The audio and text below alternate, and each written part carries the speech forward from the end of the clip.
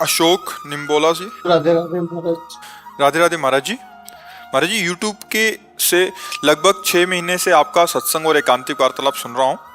महाराज जी, आप कहते हैं श्वासों श्वासों में राधा नाम का जाप होना चाहिए, किंतु हम संसारी व्यक्ति को निरंतर नाम जपना थोड़ा कठिन होता है। दिन व रात में 24 घंटे में 21,600 श्वास होते हैं, तो क्या हम 21,600 जाप कर लेते हैं तो और 200 माला इसमें हो जाता है, तो श्वासों श्वासों में नाम जप गिना जाएगा?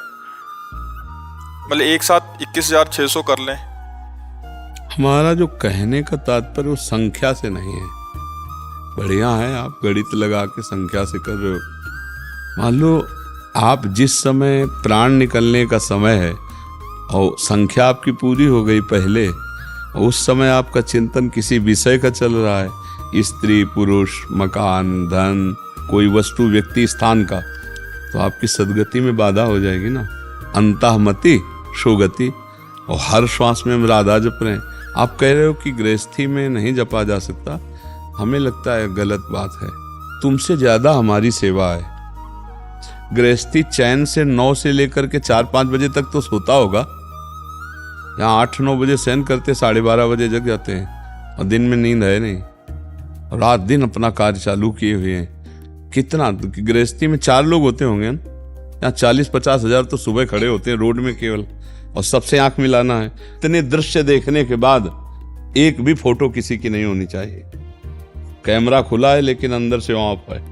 सबसे देख रहे हैं, सबसे मिल रहे हैं, सब जरूरत पड़ी तो बात भी कर रहे हैं, लेकिन नहीं, किसी से नहीं। अपने इष्ट के चिंतन में आप लोगों से मिल रहे हैं। अभी चल ही रहा है सत्संग सब करके, फिर भी चल रहा है। तो आपका गृहस्थी में इतना काम तो है नहीं, क्योंकि शरीर प्रधान कार्य गृहस्थी में होता है। गृहस्थी में शरीर प्रधान। आप ऑफिस भी जाओगे तो बराबर 4 घंटे प्रवचन नहीं देने हैं, 10 मिनट बाद की फिर चुप हो गए, तो उस समय चल रहा है राधा राधा राधा। और जब आप ऐसे चलाओगे तो हम जैसे तुमसे बात कर रहे हैं, तुम्हारे दिमाग में भी वही बसा हुआ है, राधा राधा राधा राधा। तो हम जप नहीं रहे लेकिन चल रहा है, जैसे धड़कन चल रही, जैसे श्वासें चल रही, ऐसे नाम चल रहा है। पर इसका अभ्यास किया जाता है। अगर हम ये मान लेंगे कि हम गृहस्थ हैं, हम ऐसा अभ्यास नहीं कर सकते, तो कभी नहीं होगा। ये मान लेंगे कि हम भगवान के अंश हैं, हम सब कुछ कर सकते हैं। जो एक संत कर रहे हैं वही हम गृहस्थी में रह के कर सकते हैं। क्या नहीं होता संत में? क्या संतों का भोजन नहीं बनता? संत कपड़ा नहीं पहनते? क्या संत मकान में नहीं रहते? अंतर ये है कि वो किसी से संबंध नहीं रखते, और गृहस्थी में संबंध रखा जाता है, भाव में अंतर। तो क्या अंतर से तुम वैसे गृहस्थी में नहीं रह सकते? भाई, अगर तुम्हारे घर में रहते होते तो 4-5-6 लोग होंगे, 10 लोग, 4 लोग हैं, 400 लोग हैं, सैकड़ों बच्चे, यहाँ सैकड़ों संत बच्चे, सब पूरे, और सबके दिमाग पर हमारा शासन है। धर्म विरुद्ध एक भी बच्चा आचरण नहीं कर सकता। वो पूरे परिवार को जैसे संभाल के चला जाता ना। अच्छा, ये तो हुई हमारे घर में रहने वाले, यहाँ वृंदावन में जो हमारे पास 10,000 लोग बाहर रह रहे हैं, आप लोग भी हो।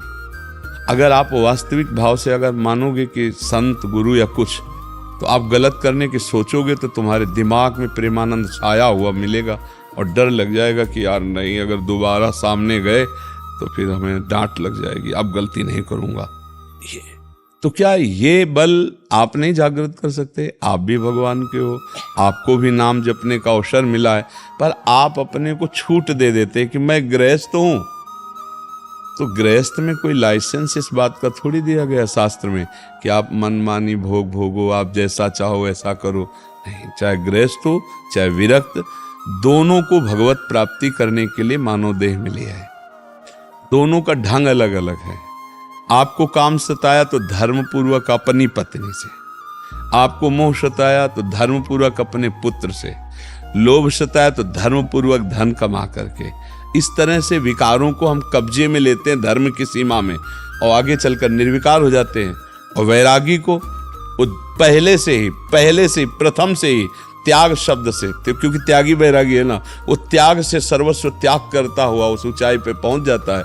उसी ऊंचाई पर आपको पहुंचना है, पर आंतरिक राग का त्याग करना। अगर आप अपने को गृहस्थ मान लेंगे तो गड़बड़ हो जाएगा। गृहस्थ पहले आप मानो भगवान के आप अंश हैं। आप गृहस्थ धर्म का पालन कर, आप गृहस्थ नहीं, आप गृहस्थ धर्म का पालन कर रहे हैं, आप भगवान के अंश हैं, आप गृहस्थ धर्म का पालन कर रहे हैं, तो आप जीत जाओगे। और आपने अपने को गृहस्थ मान लिया तो छूट दे दोगे कि ये तो सब काम बाबा जियों का है कि आप निरंतर भजन करो, हम तो गृहस्थ हैं। एक जो आप एक गणना करके जप कर रहे हो, ये बड़ी श्रेष्ठ बात है।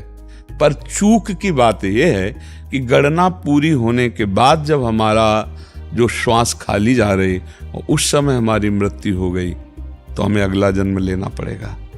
जैसे हिरण का चिंतन हुआ तो अगला जन्म हिरण का हुआ। तो अंतःमति शोगति, मुझे चाहिए कि हर श्वास में अभ्यास करो, हो जाएगा। करत करत अभ्यास के जड़मत होत सुजान, रस्सी आवत जात ही सिल पर होत निशान। तो राधा नाम का निशान पड़ जाएगा बुद्धि में, राधा राधा, अंदर से एक दिव्यता आ जाएगी। फिर भजन करना नहीं पड़ता, रोम रोम भजन करता है, मतलब एक दिमाग हो जाता है, राधा में दिमाग हो जाता है। एक होता है वाचिक जप करना, फिर उपांश जप करना, फिर मानसिक जप करना, फिर रोम रोम में वही, मतलब वो छा जाता है। बात करो, उठते बैठते चलते फिरते खाते बात करते मौन, हर स्थिति में वो भगवदाकार वृत्ति रहती, अखंड भजन रहता है। अभ्यास करो, अभ्यास में बहुत बड़ी सामर्थ्य है, बहुत बड़ी सामर्थ्य। देखो, जिनका अभ्यास नहीं तो आंख खोल के भी निशाना नहीं लगा सकते। ऐसे अभ्यासी लोगों की आंख में पट्टी बांध दो और वो निशाने पे। एक हमें दिखाया कि एक आदमी को लिटा दिया, आसपास तरबूज रखे और उसके नमक डाल के आंख में पट्टी बांध दी गई और बड़ा भारी वो घन दे दिया गया, हथौड़ा जैसा, वो ठीक उसी पर मार रहा है। मतलब आंख की पलकें बंद है, पट्टी बंद है, जरा सा चूक जाए तो लेटे हुए बंदे के मतलब प्राण निकल जाए, पर उसका ठीक घन जो है थोड़ा है वो उसी पे पड़ रहा है। ये क्या अभ्यास, मतलब आश्चर्य में बात, अभ्यास है ना। तो आश्चर्य में बात कि संसारिक कार्य करते हुए, बात व्यवहार करते हुए वो भगवान में अपने चित्त को रखे, संभव है। अभ्यास से सब संभव है। अभ्यास हो जाए तो आंख में पट्टी बांध के गोली मार दे। और अभ्यास नहीं है अपने लोगों का, तो जैसे अपने को बंदूक दी है तो लाठी वाला काम भले कर ले, लेकिन बंदूक नहीं चला पाएंगे, क्योंकि कभी पकड़े नहीं, कभी चलाया नहीं, कभी अभ्यास नहीं किया। ऐसे ही अपने लोगों ने मन का अभ्यास किया, भजन का, तो उसमें प्रवीणता हो गई। अब मन का अभ्यास किया विषयों का, तो भगवान में लगाना बड़ा कठिन है ना। तो अभ्यास योग युक्तेन चेतसा नान्यगामिना, हम ऐसा अभ्यास करें कि हमारा चित्त कहीं जाए ना, बार बार प्रभु में लगा रहे। तो राधा राधा राधा खूब ऐसा अभ्यास कीजिए हर श्वास में। और एक श्वास में कई नाम जपे जा सकते हैं, तभी तो आप 21 वो श्वासों का गणना करके जप लेते हैं। तो हम धीरे धीरे और धनी बने। हम चलते फिरते उठते बैठते ये भय रखें कि कभी भी प्राण निकल सकते हैं। प्राण निकलने की कोई तिथि तारीख हमारे पास है नहीं, और जिस समय प्राण निकले और जो चिंतन किया वही हमें बनना पड़ेगा। तो हम राधा राधा बोलते रहे, तभी काम मन। अंतिम श्वास में नारायण निकला अपने पुत्र के बहाने, तो परम पद का अधिकारी हो गया। तो हम इतना बड़ा घाटा ना सहें, अब मनुष्यों ने हमारी व्यर्थ ना जाए। हम हर समय नाम जपने का अभ्यास करें। पूर्णता तो भगवान की कृपा से होती है, पर हम प्रयास हम करें। प्रयास में पूरा हमारा बल लगा के, तो कृपा भी भगवान की पूरी होगी और वो हमारा उद्धार कर देगी, पक्का। हम कायरता न करें तो भगवान की कृपा की कमी नहीं। जासु कृपा नहीं कृपा आघाती, जिसकी कृपा करते करते कभी आघाती नहीं, ऐसी भगवान की कृपा है।